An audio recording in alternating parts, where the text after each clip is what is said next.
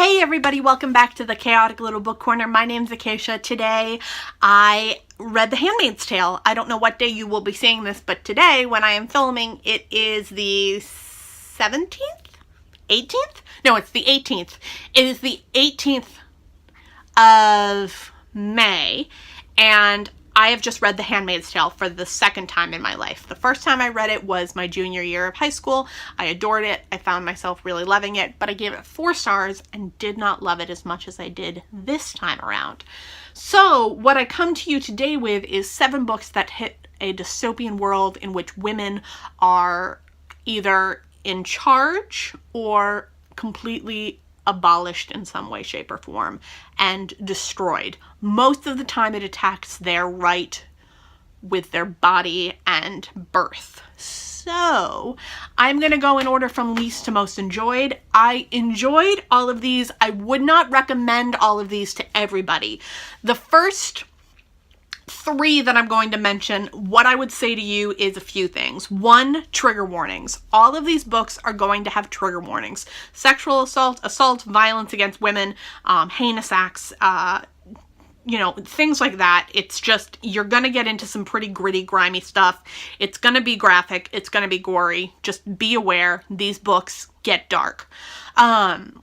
These first 3 books are not for everybody, and I would say if you like dystopians about women, these 3 books are great. But if you're not sure about the genre already, I would not go for these 3 as a starter or as a book that you just pick up to see if you like that kind of book. These 3 books are for people who love the genre, want to read more of it, and kind of can't get enough of it. These are just extra stories that are good for the person who enjoys that subject, but not for every person that doesn't enjoy that subject, if that makes sense. So the first one is definitely the one that I feel the most about this way about, is Future Home of the Living Gods by Louise Erdrich. And this one is interesting. So this one is the least memorable of all of them. I have a little bit of trouble remembering the full synopsis of it, but I do remember that it takes place in a world where people's reproduction is now a matter of state security. So if you become pregnant, you are going to disappear and the state is going to come take you. So this follows a woman who is 4 months pregnant and trying to travel to meet her biological mother. They're in a reservation. This story follows her as she goes along her life. It follows her husband as he is trying to protect her and trying to keep her safe. It's really interesting. Maybe he's her boyfriend. The man that she's having the child with. It's interesting. It definitely goes to that dystopian thriller aspect. It's really kind of a touching story in certain ways, but in some aspects it's really forgettable and kind of not the best thing I've ever read. But if you enjoy the dystopian world where you're reading about women's reproductive rights being taken away, this is a good one to read as like an added bonus to ones that you already have been reading, if that makes sense.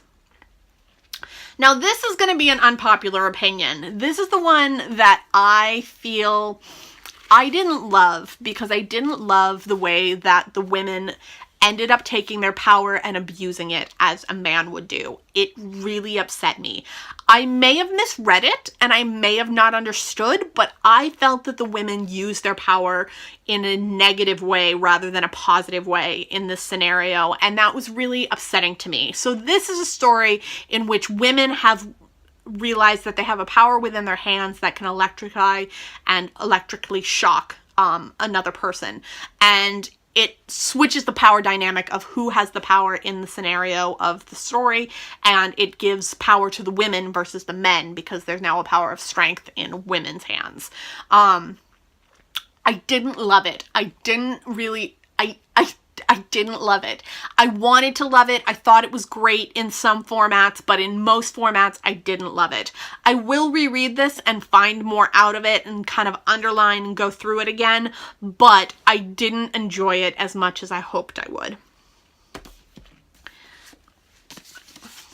Gather the Daughters by Jenny Melmond. I would say this one is the scariest for child abuse. because this is a story in which the moment that a woman becomes mature enough and has her menstrual cycle begin, she is taken away from her family and she is married off, and she has no say in the matter. She is just taken away, and she is meant to produce children, and that is her single job. This is a really scary way of looking at that, and the way that the women are treated after their marriage is solidified is awful. Just awful. These girls are destroyed. They are treated terribly. They are given so much less than any human deserves, and they're really, really given to this world where they're valued as cattle almost, and it is really just jarring and scary. This one I would recommend to people, again, who like the genre. I liked the writing style. It takes place on an island where they worship the ancestors, all of whom are men, and they have put value on the general family laws and what everyone's role in society is. There is no role for women aside from their reproduction. That is it. I definitely enjoyed this one. I think it's a really valuable book, and I definitely would recommend it to people who like the genre. I would hold true, though, that if you don't like child abuse, this is not for you. Next, we have When She Woke by Hilary Jordan. I really loved this book. I thought it was really well done, really well executed. I thought it had a lot of value to it and a lot of underlying problems within the society. So this is a society where if you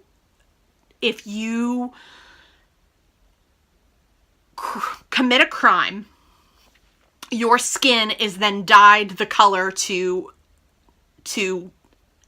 essentially tag you as a criminal that did that. So I don't remember all of the colors, but I do know that red means you are a murderer. And our main character we are following has been dyed red for murder because she had an abortion. And she refuses to name her partner who caused her to get pregnant in the first place because she was pregnant out of wedlock. So in this world, abortion has become so illegal that it has been classified as murder, and the women are tried as murderers and sentenced to a life as a, what are they called?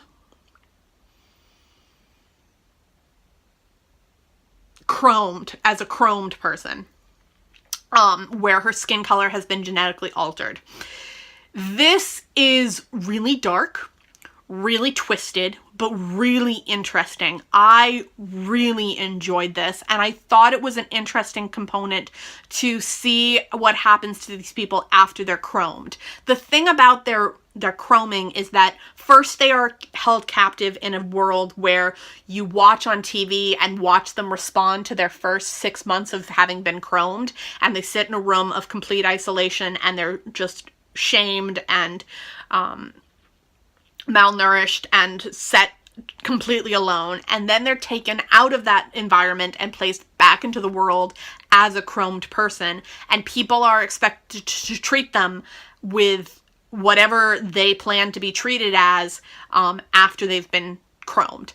So if you're a murderer and you're set back out into the world and you're dyed red, then whatever happens to you out there, it's your problem. So, you know, a person could spit on you or yell at you or shame you or do anything they want to you because you are a red, and it is their right to do what they want to you. They're not supposed to kill you, but otherwise pretty much everything is on the table, and the treatment of these people that have been chromed is appalling. Really enjoyed this book. Highly recommend it. This one will be getting a full in-depth review, so I'll be brief here. This is Vox. This is by Christina Dulcet. It comes out in August, and I have it on pre-order. I will be getting a final copy of it. I adored this book. This is a story in which Women are allowed only 100 words per day, and that is all they are allowed to speak. They have a tracker on their wrist in which the numbers can add up to how many words you've spoken. And if you go over, there is a consequence. I really enjoyed this book. I really recommend it. I will do a full in-depth review, so look out for that. Only Ever Yours by Louise O'Neill. This was my first starter of Louise O'Neill. It is my favorite Louise O'Neill. No. Almost Love is my favorite Louise. No. Okay, Almost Love and this are like tied. So, sorry. But, I mean, this shook me completely. This started my obsession with dystopian female fiction. This was the first one that got me into it. This is the one that started me into the interest of it. Even though I read The Handmaid's Tale in my junior year of high school, I didn't fall in love with the genre as a whole until I read this one.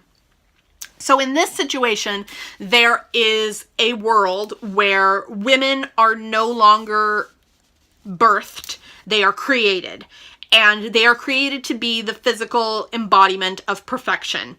And they go to school in which they are going to be able to be one of three things: a wife, a mistress, or a teacher. And if they are a teacher, they are a teacher of the next generation of women. And if they are a mistress, they are to be used for sex, and that is basically it. They are never to be anything more than that.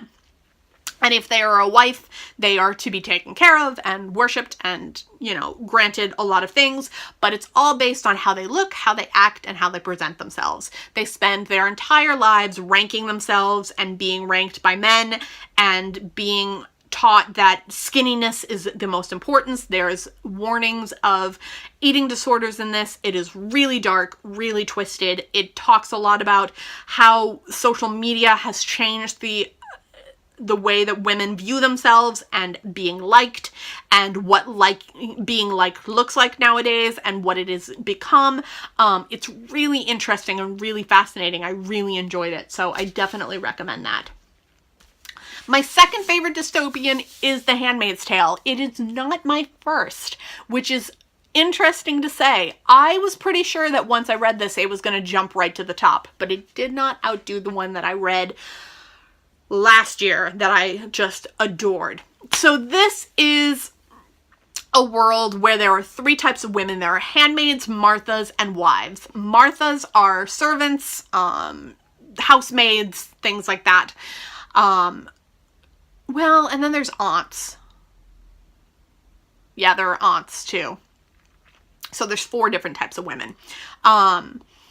Aunts are the teachers of the handmaids. The handmaids are made specifically to birth children, and then the wives are the highest members of society's wives, and their job is to be perfect for Gilead.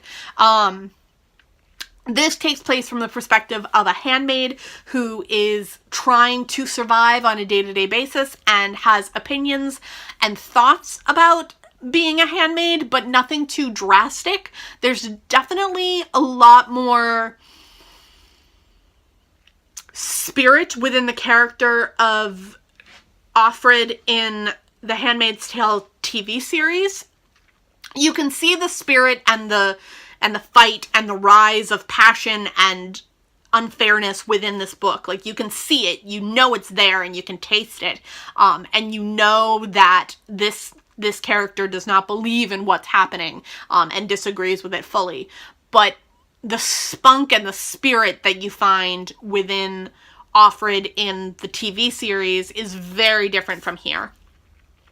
Here you're really just getting a view for the world, understanding what it's like, kind of visualizing what it is, and seeing the unfairness and the inequality and the fear and the negativity that is within this world.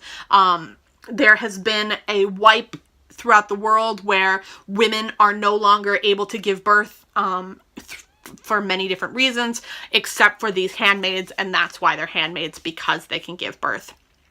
And they are given from family to family and used as cattle. I mean, I don't know how else to explain it, and if they disobey, they are sent away to the colonies. It's really dark. It's really twisted, but I really loved it. My number one is Lenny Zumas' Red Clocks. Now, this was in my favorites of last year. It has stood the test of time. I absolutely adore it. I would reread this today if I had the choice.